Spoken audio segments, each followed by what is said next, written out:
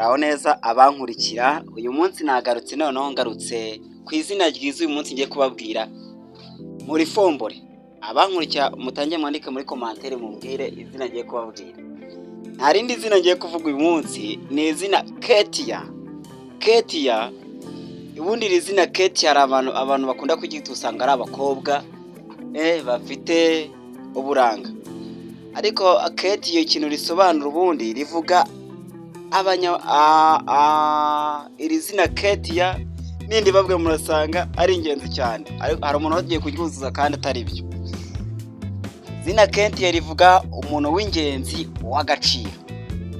Nkurikiye neza umuntu wagiye kuzuza ibindi bintu ntago nzi, ariko bivuga umuntu w'ingenzi, umuntu w'agaciro, wera ku mutima, umuntu mwiza, umuntu uhesha abandi umugisha. Kandi rishobora kuvuga umuhanga kandi ufite impano yo kuvuga cyangwa gukora ibintu neza. Mwumvisha abantu bitwa ba Ketia nicyo risobanura, uw'ingenzi w'agaciro. Nyine umuntu w'ingenzi ashobora no kuba agaciro, wera umutima mwiza, umuntu uhesha abandi umugisha. Ayo mazina yose asobanura Ketia. Kandi Ketia, iri zina Ketia nta muhungu uzasanga witwa Ketia, reka niba n'abakobwa. Ariko Ketia ikunze gukoreshwa cyane nk'impine cyangwa uburyo bushya bw'izina Keisha. Kuri Keisha, Ketia, Ketura byose ni ikintu kimwe, bivuga uw'ingenzi uw'agaciro, wera umutima mwiza. Rero hari ibintu byinshi biranga abantu bitwa ba Ketia, nubwo bose atari ko bihuza ariko abenshi barabihuza. Ketia usanga ari umuntu ugira umutima mwiza. Abantu bitwa ba Ketia bamenyekana nk'abanyabuntu, bita ku bandi kandi bakunda gufasha. Baba bafite ubuhanga mu bintu by'ubugeni n'ubuhanzi.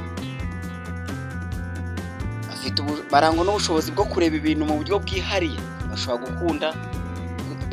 gukunda gusiga, gutunganya ibintu, bashobora kuba bazi guteka, baba bazi kuririmba cyangwa bazi kubyina. Muri make baba bafite ibintu impano mu bugeni bw'ubuhanzi. Baba bazi kuvuga neza. Ba Ketia usanga ari abantu bazi kuvuga neza, usanga bafite impano yo kuganira neza, bakagira imbamutima nziza zishobora gutera abandi umuti.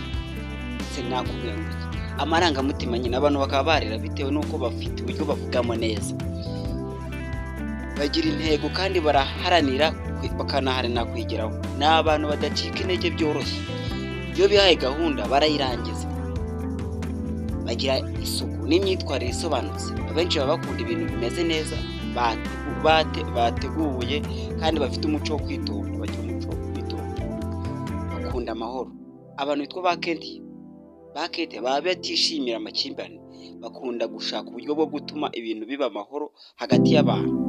Murumva rero ba Ketia, uyu munsi rwose Ketia nawe wishime kuba witwa Ketia, umva ko ritavuga ikintu kimwe.